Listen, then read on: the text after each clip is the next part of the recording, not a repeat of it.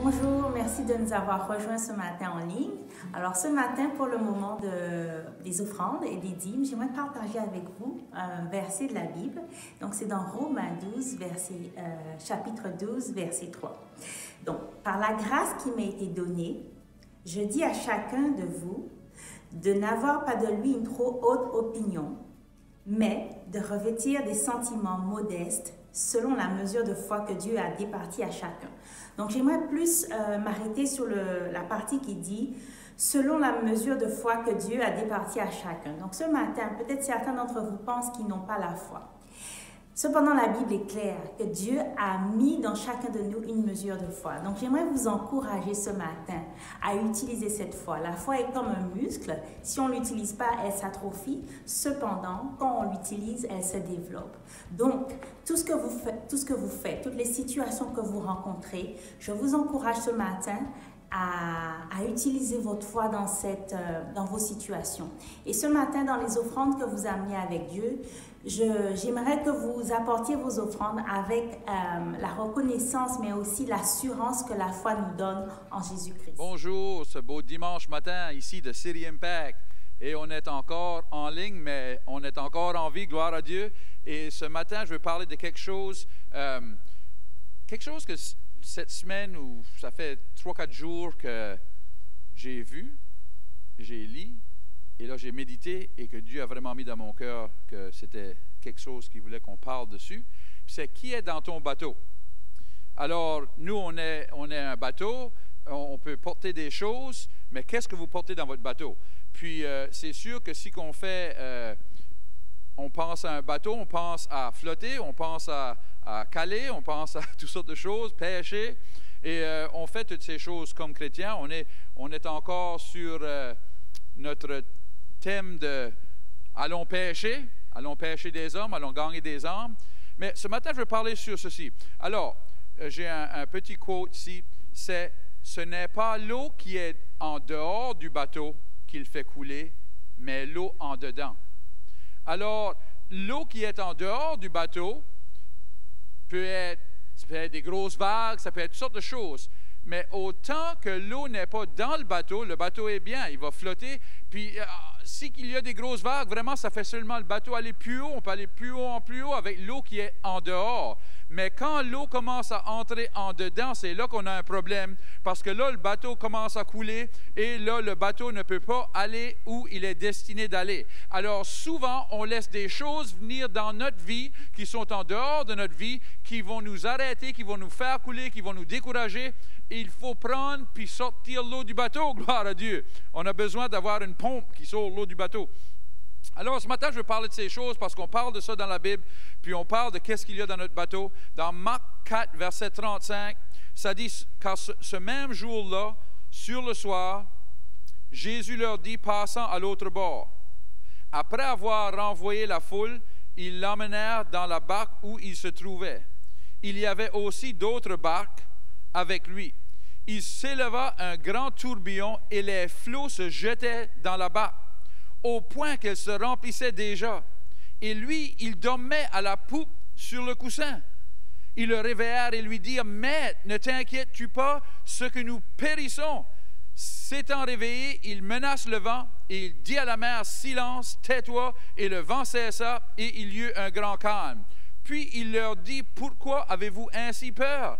Comment n'avez-vous point de foi? » Ils furent saisis d'une grande frayeur et ils se dirent les uns aux autres, « Quel est donc celui-ci à qui obéissent même le vent et la mer? » Alors, on voit quelque chose ici.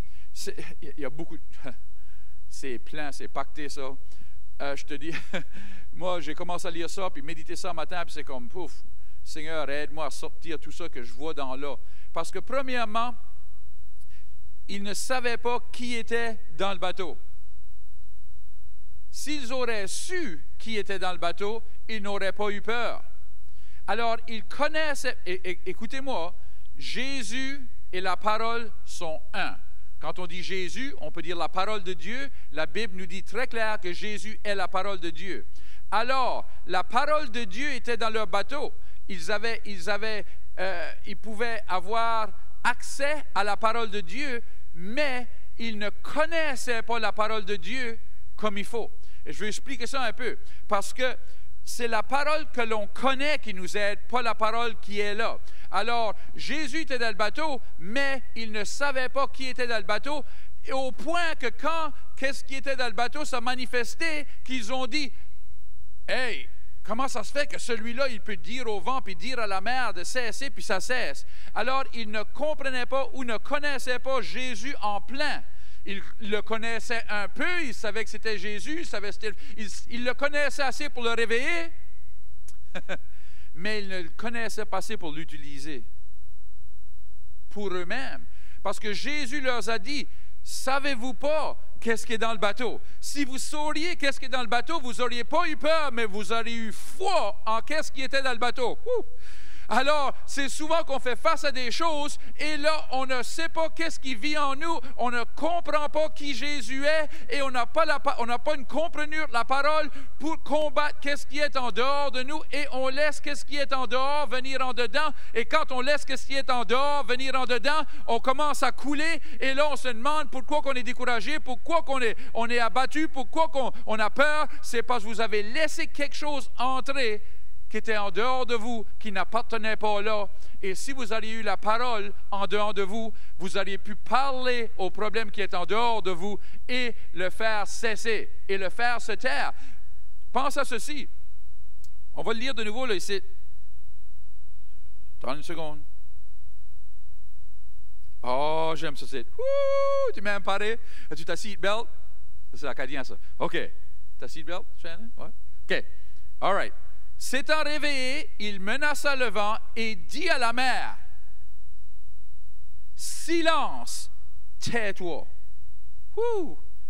Des fois, pas des fois, tout le temps, il faut dire au problème, « Silence, tais-toi. » Parce que nos problèmes nous parlent.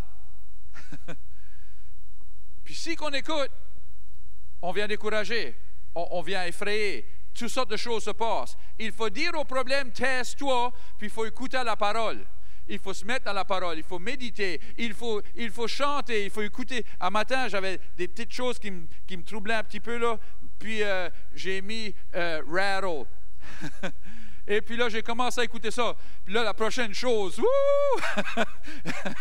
je pouvais sentir la pesanteur se lever puis sortir dessus moi. Je pouvais ressentir la foi monter. Je pouvais ressentir le pouvoir monter. Et là, le découragement qui essayait de me prendre commence à s'en aller. Et là, la peur qui essayait de me prendre commence à s'en aller. Je veux vous compreniez, comme pasteur, puis comme berger, c'est pas comme si on n'a pas de troubles qui nous fassent puis qu'on n'a pas de choses. Mais il y a une chose, on a Jésus, on a la louange et il faut comprendre que ces choses, c'est nos armes. C'est ça qu'on est armé avec pour combattre les choses qui sont en dehors pour pas qu'ils viennent en dedans.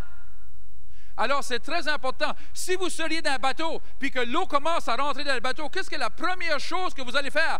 Trouve-moi un seau ou un pot ou quelque chose pour sortir l'eau du bateau. Pourquoi? Parce que vous comprenez, l'eau dans le bateau égale couler et mourir et être détruit. Alors, quand on ressent que les choses de dehors commencent à devenir en dedans de nous, il faut comprendre, il faut commencer à bailler, il faut commencer à sortir qu'est-ce qui est venu en dedans, en dehors, avant que ça nous fasse couler.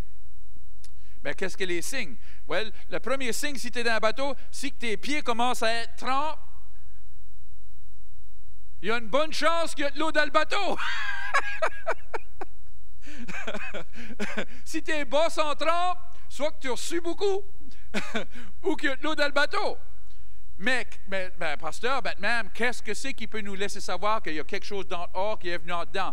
La peur. La peur. Si vous commencez à ressentir la peur, vos pieds sont trempés. Mais écoutez-moi, si vous êtes plein de peur, c'est rendu aux genoux, puis c'est rendu trop profond pour que le bateau peut flotter. Et là, le bateau commence à couler. Et c'est là que vous allez voir, votre foi commence à couler. Et là, c'est là que vous allez voir, votre confiance en Jésus commence à couler parce que vous avez laissé quelque chose en dedans qui arrête le bateau de flotter.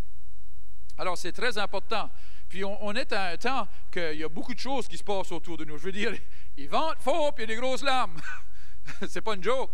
On voit beaucoup de choses, puis si on laisse, puis il faut vous comprendre, avec un bateau, l'eau rentre du côté ou d'en arrière. Avec vous, l'eau rentre, ou les choses rentrent par vos yeux et vos oreilles. C'est même, ça rentre en dedans de nous autres, par nos yeux et nos oreilles. Alors, il faut protéger nos yeux et nos oreilles. Il faut être sûr que nos yeux et nos oreilles sont plus sur la parole de Dieu, qui sont sur les problèmes et les choses qui se passent dans le monde. Je vois du monde dans ce moment ici qui commence à étudier, puis ils étudient tout ce qui se passe, les conspiracies, je ne sais pas ce qu'est le mot en français, anyway. Conspiracy, les choses-là. Mettez pas vos yeux sur ça toujours, parce que, oui, note ces choses, c'est vrai, mais ces choses sont de l'enfer, ces choses sont du règne de la noirté, de la noirceur. Et si vous mettez vos yeux sur ça continuellement, vous allez laisser entrer des choses dans le bateau qui vont vous faire couler. On doit mettre nos yeux sur la parole de Dieu. Ça ne veut pas dire qu'on ne sait pas ce qui se passe autour de nous. Ça ne veut pas dire... je suis sûr que Jésus savait que le vent soufflait et que les vagues vaguaient. Mais il ne laissait pas entrer en lui. Il savait, j'ai dit, on va l'autre côté, alors on va l'autre côté. Gloire à Dieu. Ça fait. Jésus dans le bateau, gloire à Dieu. Il faut savoir, il faut mettre Jésus dans le bateau. Il faut garder Jésus dans le bateau. C'est très important de savoir comment mettre Jésus dans le bateau, comment garder Jésus. Alors, on va s'en aller. Ésaïe 59, 19. Vous parlez? OK. Et du couchant, il craindait le nom de l'Éternel, et du lever du soleil sa gloire. Voyez ceci. Quand l'ennemi viendra comme une fleuve, l'Esprit de l'Éternel lèvera un étendard contre lui.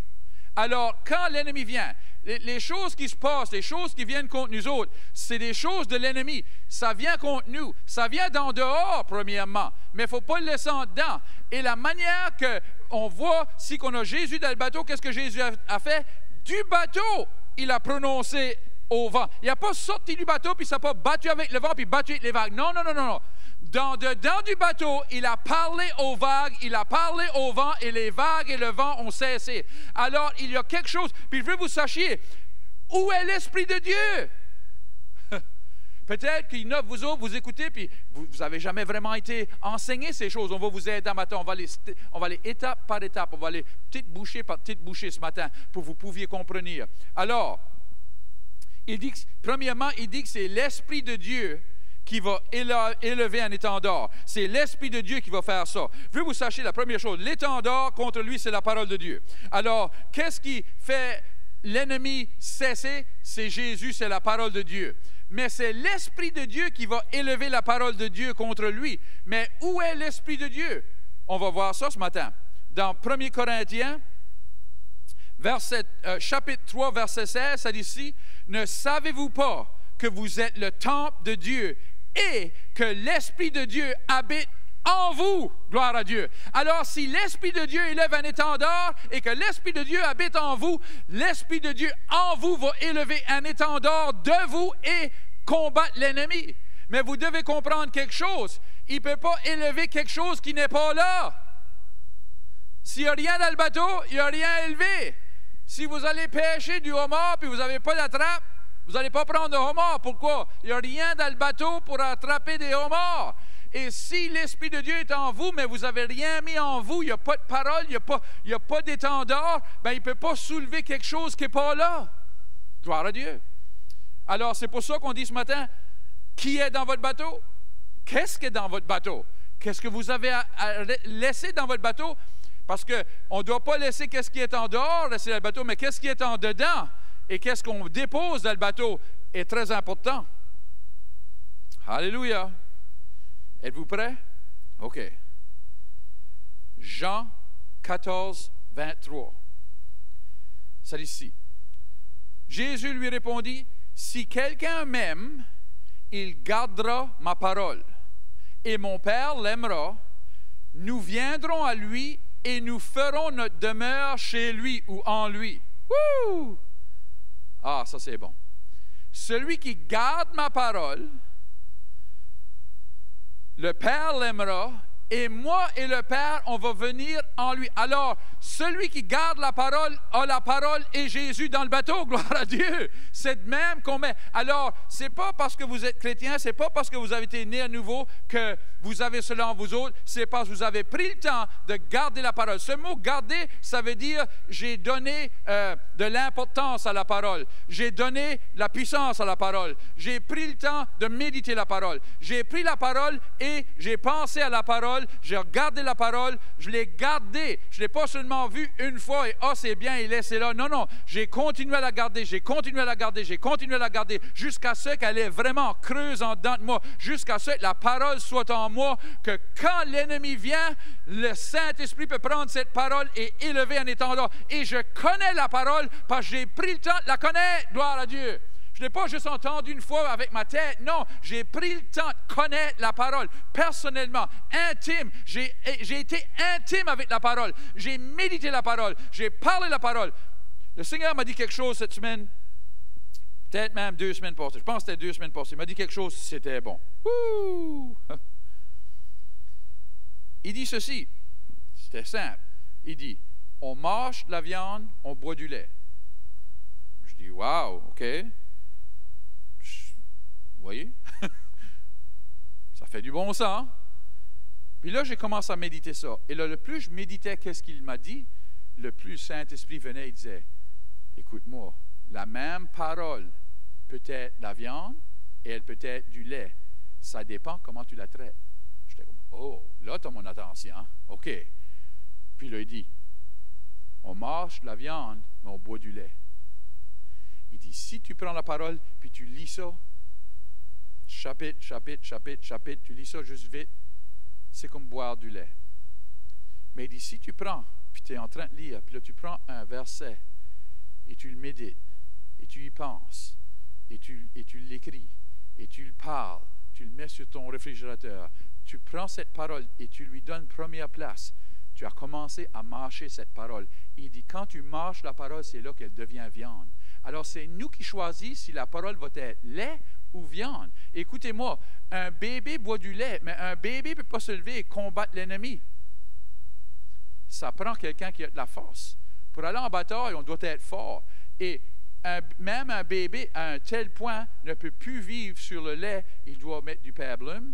Et là, il doit mettre de quoi de plus fort. Et après un bout de temps, il a des dents. Et là, il va mâcher, il va manger de la viande et ces choses-là. Alors, c'est la même chose avec nous. On commence avec le lait pour commencer à se bâtir, pour commencer à être fort, pour commencer notre marche. Mais après un bout de temps, on doit sortir sur le lait et on doit commencer à manger de la viande.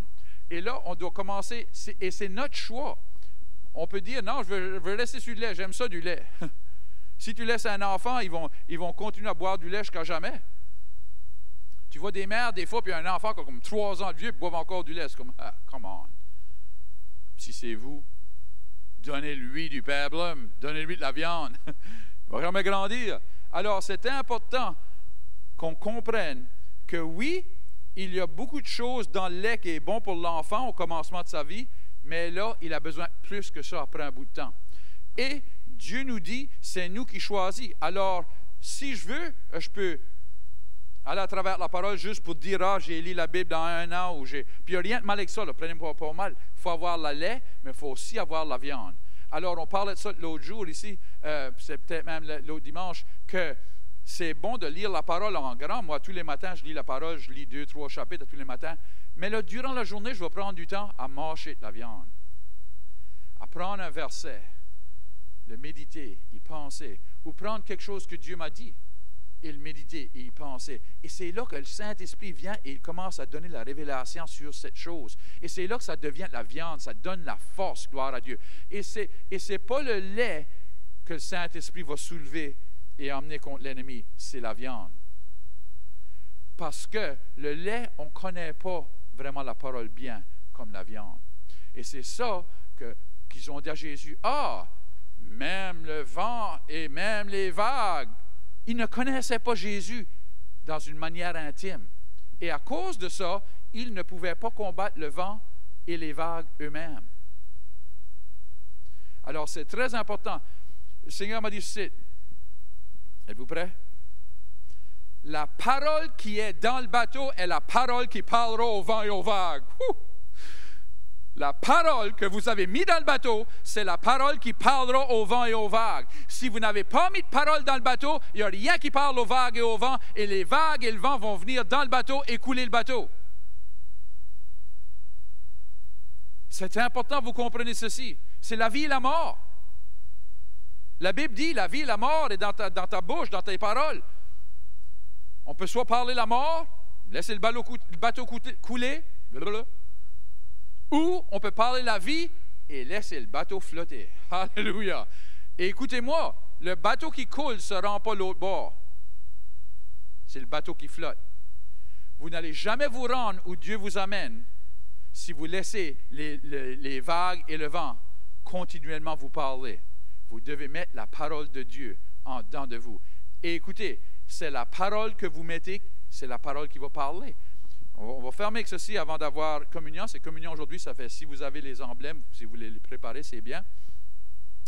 Mais si le vent et les vagues qui viennent, on va dire c'est la maladie. Mais si vous avez seulement mis la parole concernant les finances en dedans de vous, il n'y a pas de parole pour parler à ce vent et ces vagues. Alors, on doit comprendre quelle sorte de tourbillon, quelle sorte d'attaque qu'on est habitué à avoir contre nous. Parce que je trouve que l'ennemi utilise toujours les mêmes choses dans telle famille ou dans telle personne. Et ça ne nous prend pas par surprise qu'il utilise ça, il l'a fait déjà. Il y a du monde que c'est la maladie qui ont la misère avec, il y a du monde que c'est les finances qui ont la misère avec, il y a du monde que c'est toutes sortes de choses qui ont la misère avec. Et ça fait, si vous voyez que vous avez de la misère dans si vous voyez l'eau rentrer d'une telle manière, c'est là que vous devez bloquer l'eau. Alors, on devrait se remplir de la parole et méditer la parole en accord avec les vagues et le vent qu'on fait face à souvent. Amen. Et là, le Saint-Esprit peut élever un étendard contre le vent et les vagues qui viennent contre nous autres. Gloire à Dieu. Qu'est-ce qui est dans votre bateau? C'est important qu'on comprenne qu'est-ce qui est dans notre bateau. Gloire à Dieu. Ce matin, on va faire communion. Et c'est très important, la communion, c'est là qu'on pense et qu'on médite qu'est-ce que Jésus a fait pour nous avec son corps, avec sa mort, avec son sang. Et c'est là qu'on peut se rappeler de ces choses-là et qu'on peut avoir communion ensemble. Et la Bible est très claire dans le livre d'Exode. Il nous dit comment prendre communion avec nos souliers, avec notre manteau, avec notre poteau, avec toutes ces choses en place, parce qu'il dit on doit prendre communion comme si qu'on va sortir de l'Égypte, comme si qu'on va sortir de nos problèmes, comme si qu'on va sortir de la maladie, que toutes les choses que Jésus a fait, on va les recevoir aujourd'hui parce que c'est un nouveau testament, c'est un nouveau contrat qu'on a avec lui. Gloire à Dieu. Dans 1 Corinthiens 11, verset 26, ça dit « Car toutes les fois que vous mangez ce pain et que vous buvez cette coupe, vous annoncez la mort du Seigneur jusqu'à qu'il vienne. C'est pourquoi celui qui mangera le pain ou boira la coupe du Seigneur indignement sera coupable envers le corps et le sang du Seigneur. » Alors, il nous dit, une traduction en anglais, ça dit que c'est la mauvaise comprenure de qu'est-ce que son corps et son sang ont fait qui fait qu'on est indigne à prendre la coupe. Alors, on doit savoir qu'est-ce qu'il a fait pour nous. Premièrement, il a pris des meurtrissures dans son corps pour notre guérison. Il a pris toutes sortes de choses pour nous autres, pour qu'on puisse être guéri en dedans et en dehors. Il a pris des choses pour nous pardonner de nos péchés. Son sang coulé pour pardonner nos péchés. Alors, il a eu du sang sur son front et ça, avec les épinards, pour arrêter la pauvreté. Alors, il a pris toutes ces choses pour nous autres. Et quand on comprend ça, on sait que Dieu ne nous veut pas pauvres, il ne nous veut pas malades, il ne nous veut pas abattus, mais il nous veut vainqueurs. Gloire à Dieu, on a parlé de ça, être assis dans le siège du Victor. Alors, il a tout payé ça pour nous autres. Ça fait quand on prend communion ce matin, on doit penser à ces choses. Je prends communion, je me rappelle les choses que Jésus a fait pour moi. Et s'il y a quelque chose que vous faites face à, peut-être la maladie, peut-être avec tout ce qui se passe, peut-être de vos finances, vous devez croire que Jésus a payé le prix déjà pour que vous soyez vainqueurs dans ces régions-là. Alors, on va prendre communion ensemble ce matin. Gloire à Dieu. Si vous avez vos emblèmes, on va prendre communion ensemble en même temps. Verset 24 d'ici, « Et après avoir rendu grâce, il prit le pain, le rompit et dit, « Ceci est mon corps qui est rompu pour vous. Faites ceci en mémoire de moi. »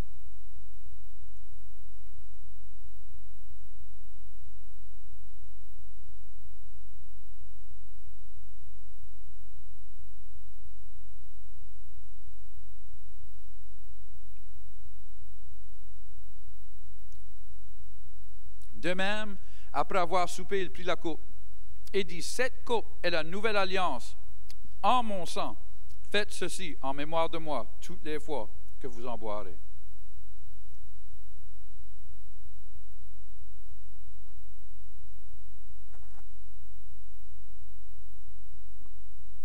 Merci Seigneur. On ne veut jamais finir notre service sans vous donner l'opportunité. Que si peut-être vous avez fait ceci, la communion et ça, et vous ne comprenez même pas peut-être pleinement le salut, je vais vous donner cette chance. Jésus est mort sur la croix, il a saigné pour nos péchés. Et quand on lui demande pardon pour nos péchés, il nous lave de son sang, on devient une nouvelle créature. Le passé est fini et on commence une journée neuve. C'est comme faire un reset button. Alors ce matin, je vais vous donner cette chance. Peut-être que vous n'avez jamais demandé à Jésus d'être votre sauveur. Vous ne lui avez jamais demandé de vous laver vos péchés pour commencer une vie nouvelle. Je vais prier avec vous autres. Seigneur Jésus, je te remercie d'avoir mouru pour moi. Lave-moi dans ton précieux sang. Pardonne-moi de mes péchés. De ce jour ici, je vais vivre pour toi du meilleur de mon habilité. Dans le nom de Jésus. Amen.